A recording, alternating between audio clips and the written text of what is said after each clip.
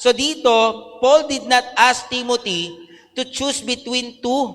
Hindi niya sinabi, Timothy, mamili ka. Spiritual or physical. In fact, sabi niya, yung spiritual tsaka yung physical, dapat mong parehong alagaan.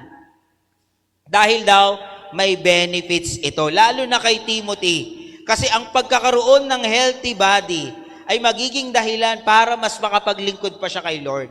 Sa mga lingkod po ni Lord dito, dalangin ko po, pag gusto pa nating makapag-serve ng mas matagal kay Lord, alagaan natin yung sarili natin. May panahon po ng pagtatrabaho. May panahon po na dapat nag-aalaga ka ng pamilya mo. May panahon po na dapat busy ka sa mga ginagawa mo. Pero sana wag mo ring kalimutan na magpahinga at alagaan yung katawan mo. Amen po ba? Sabihin mo nga sa katabi mo, magpahinga ka din. Sa bahay lang, ha? Baka mamaya ibang pahinga eh. Yung gigising ka ba? Okay? So, bodily exercise.